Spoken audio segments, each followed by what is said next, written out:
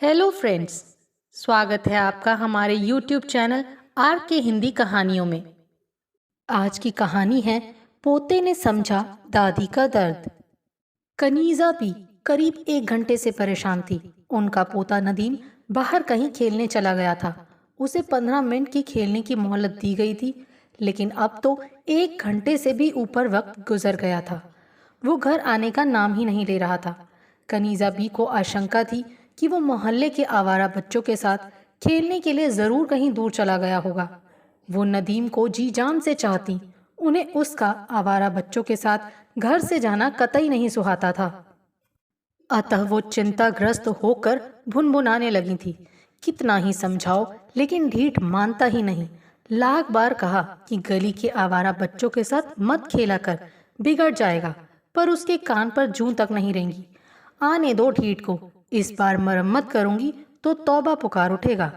7 साल का होने को आया है, पर जरा अकल नहीं आई। कोई दुर्घटना हो सकती है, कोई धोखा दे सकता है।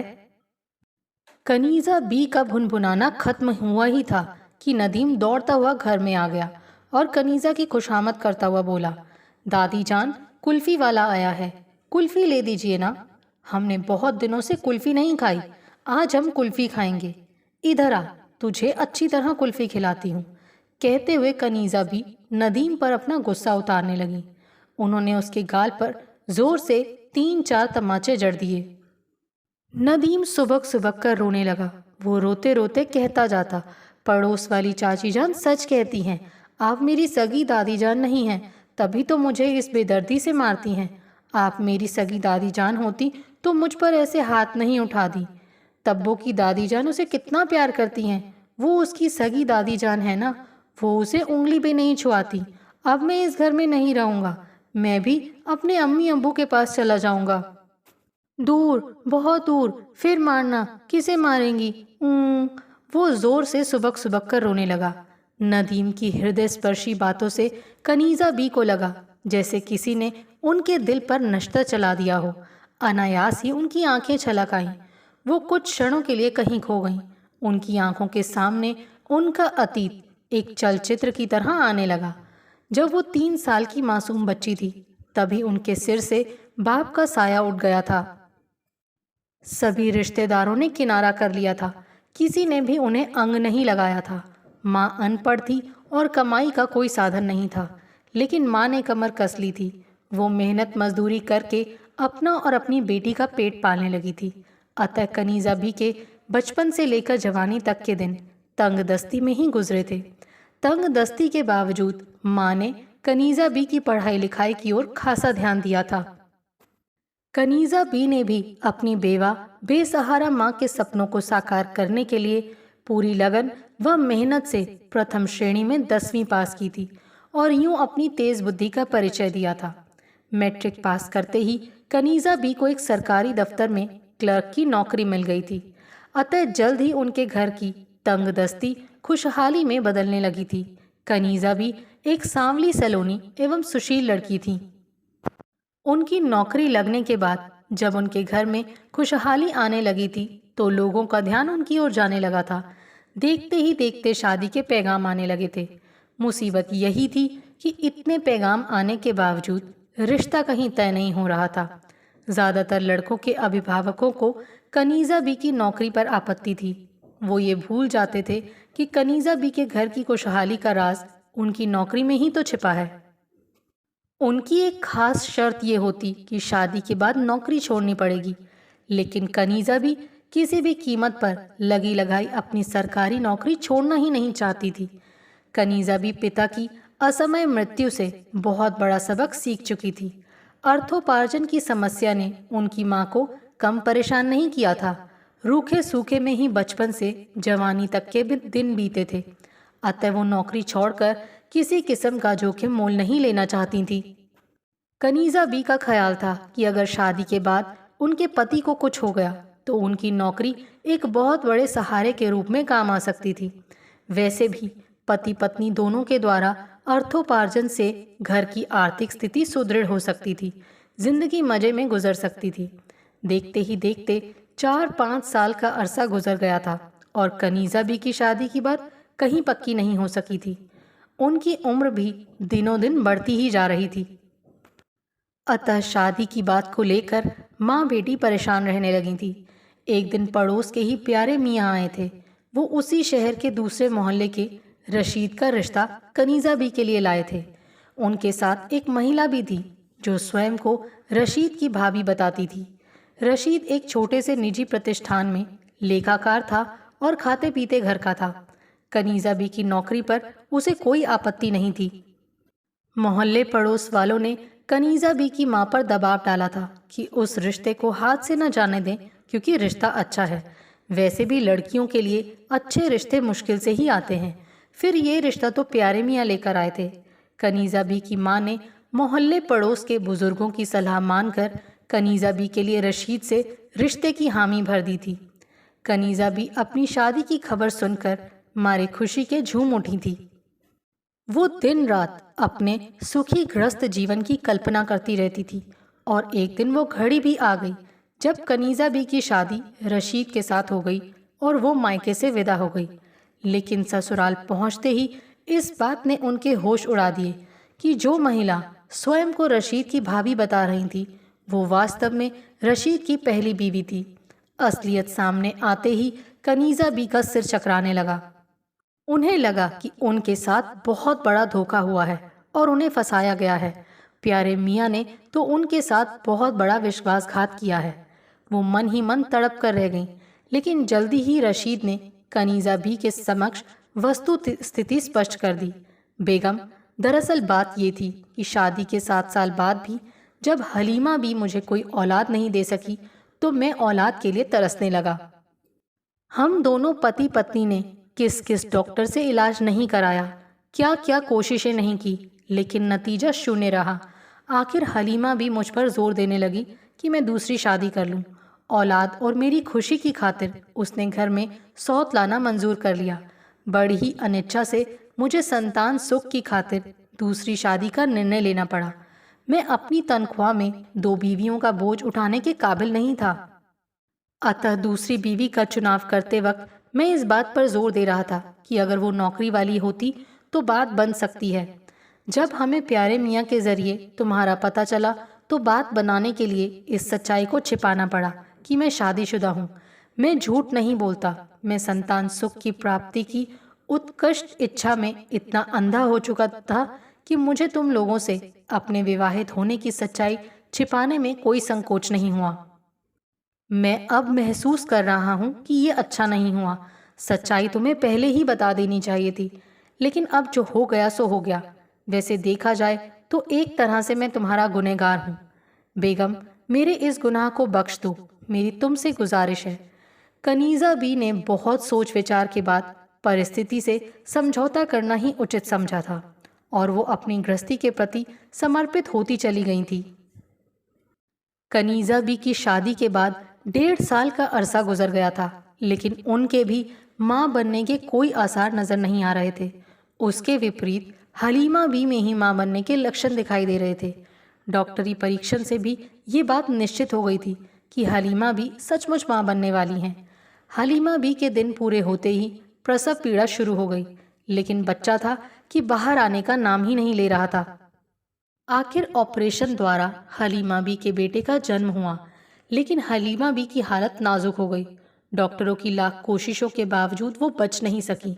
हलीमा बी की अकाल मृत्यु से उसके बेटे गनी के लालन पालन की संपूर्ण जिम्मेदारी कनीज़ा बी पर आन पड़ी।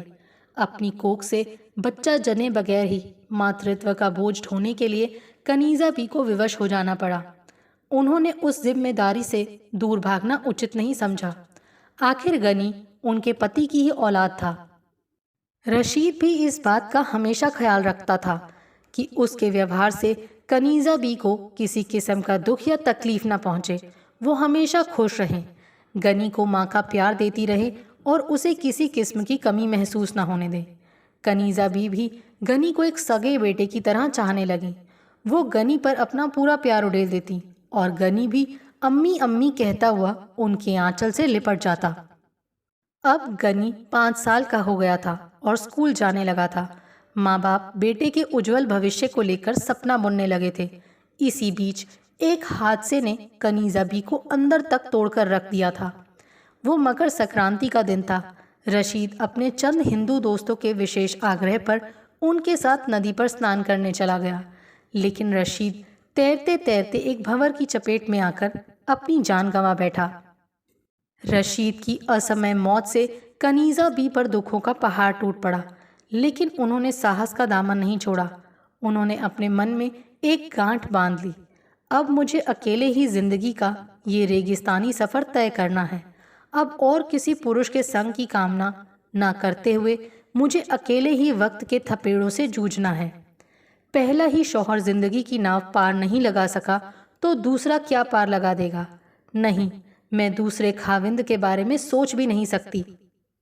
फिर रशीद की एक निशानी गनी के रूप में है। इसका क्या होगा? इसे कौन गले लगाएगा? ये यतीम बच्चे की तरह दर दर भटकता फिरेगा। इसका भविष्य तो अंधकारमय हो जाएगा।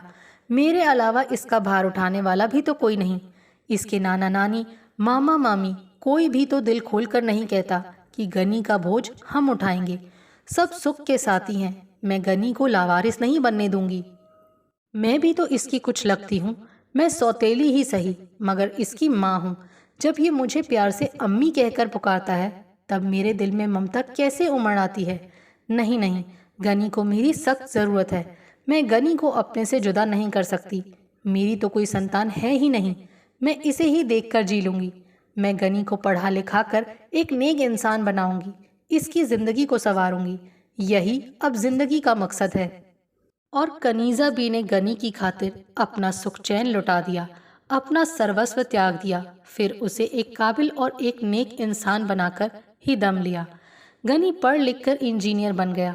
उस दिन कनीज़ा भी इतनी खुश थी जब गनी ने अपनी पहली तनख्वाह लाकर उनके हाथ पर रख दी। उन्हें लगा कि उनका सपना साकार हो गया और उनकी कुर्बानी रंग लाई। अब उन्हें मौत भी आ जाए तो कोई गम नहीं। फिर गनी की शादी हो गई। वो नदीम जैसे एक प्यारे से बेटे का पिता भी बन गया और कनीज़ा भी दादी बन गई। कनीज़ा भी नदीम के साथ स्वयं भी खेलने लगती। वो बच्चे के साथ बच्चा बन जाती। उन्हें नदीम के साथ खेलने में बड़ा आनंद आता। नदीम भी माँ से ज़्यादा दादी को चाहने लगा था। उस दिन ईद थी। कनीज़ा भी का घर खुशियों से गूंज रहा था। ईद मिलने आने वालों का तांता लगा हुआ था। गनी ने अपने दोस्तों तथा दफ्तर के सहकर्मियों के लिए ईद की खुशी में खाने की दावत का विशेष आयोजन किया था। उस दिन कनीज़ा भी बहुत खुश थी। घर में चहल पहल देखकर उन्हें ऐसा लग रहा था मानो दुनिया की सारी खुशियां उन्हीं के घर में सिमट आई हों। गनी की ससुराल पास ही के शहर में थी। ईद के दूसरे दिन वो ससुराल वालों के विशेष आग्रह पर अपनी बीवी और बेटे के साथ स्कूटर पर बैठकर ईद की खुशियां मनाने ससुराल की ओर चल पड़ा था। गनी तेजी से रास्ता तय करता हुआ बढ़ा जा रहा था कि एक ट्रक वाले ने गाय को बचाने की कोशिश में स्टीयरिंग पर अपना संतुलन खो दिया। परिणाम स्वरूप उसने गनी के स्कूटर को चपेट में ले लिया। पति पत्नी दोनों गंभीर रूप से घायल हो गए और डॉक्टरों के अथक प्रयास के बावजूद बचाए न जा सके। लेकिन उस जबरदस्त दुर्घटना में नन्हे नदीम का बाल भी बांका नहीं हुआ था। वो टक्कर लगते ही माँ की गोद से उछलकर सीधा सड़क के किनारे की घनी घास पर जा गिरा था और इस तरह साफ बच गया था। वक्त के थपेड़ों ने कनीज़ा बी को अंदर ही अंदर तोड़ दिया था। मुश्किल ये थी कि वो अपनी व्यथा किसी से कह नहीं पाती। उन्हें मालूम था कि लोगों की झूठी हमदर्दी से दिल का बोझ हल्का नहीं होने वाला। उन्हें लगता कि उनकी शादी महज एक छलावा थी। गृहस्थ जीवन का कोई भी तो सुख नहीं मिला था उन्हें। शायद वो दुख झेलने के लिए ही इस दुनिया में आई थी। रशीद तो उनका पति था, लेकिन हलीमा भी तो उनकी अपनी नहीं थी। वो तो एक धोखेबाज सौतन थी जिसने छल कपट से उन्हें रशीद के गले मर दिया था। गनी कौन उनका अपना खून था, फिर भी उन्होंने उसे अपने सगे बेटे की तरह पाला पोसा, बड़ा किया, पढ़ाया लिखाया, किसी काबिल बनाया। कनीज़ा भी गनी के बेटे का भार भी उठा ही रही थी। नदीम का दर्द उनका दर्द था। नदीम की खुशी उनकी खुशी थी। वो नदीम की खातिर क्या कुछ नहीं कर रही थी। कनीज़ा भी नदीम को डांटती मारती थी तो उसके भले के लिए, ताकि वो अपने बाप की तरह एक काबिल इंसान बन जाए। लेकिन ये दुनिया वाले जले पर नमक छिड़कते हैं और मासूम नदीम के दिलो दिमाग में ये बात ठूस ठूस कर भरते हैं कि मैं उसकी सगी दादी नहीं हूँ। मैंने तो नदीम को कभी गैर नहीं समझा। नहीं नहीं, मैं दुनिया वालों की खातिर नदीम का भविष्य कभी दाव पर नहीं लगाऊंगी। कनीज़ा बी ने यादों के आंसू पोंछते हुए सोचा, दुनिया वाले मुझे सौतेली दादी समझते हैं तो समझें, आखिर मैं उसकी सौतेली दादी ही तो हूँ। लेकिन मैं नदीम को काबिल इंसान बनाकर ही दम लूंगी। जब नदीम समझदार हो जाएगा तो वो ज़रूर मेरी नेक दिली को समझने लगेगा। गनी को भी लोगों ने मेरे खिलाफ कम नहीं भड़काया था, लेकिन गनी को मेरे व्यवहार से ज़रा भी शंका नहीं हुई थी कि मैं उसकी बुराई पर आमादा हूँ। अब नदीम का रोना भी बंद हो चुका था, उसका गुस्सा भी ठंडा पड़ गया था। उसने चोर नज़रों से दादी की ओर देखा। दादी की लाल लाल आंखों और आंखों में भरे हुए आंसुओं को देखकर उससे चुप नहीं रहा गया। वो बोला, दादी जान, पड़ोस वाली चची जान अच्छी नहीं है। वो झूठ बोलती हैं। आप मेरी सौतेली नहीं सगी दादी जान हैं। नहीं तो आप मेरे लिए यूं आंसू नहीं बहाती। दादी जान, मैं जानता हूँ कि आपको जोरों की भूख लगी है।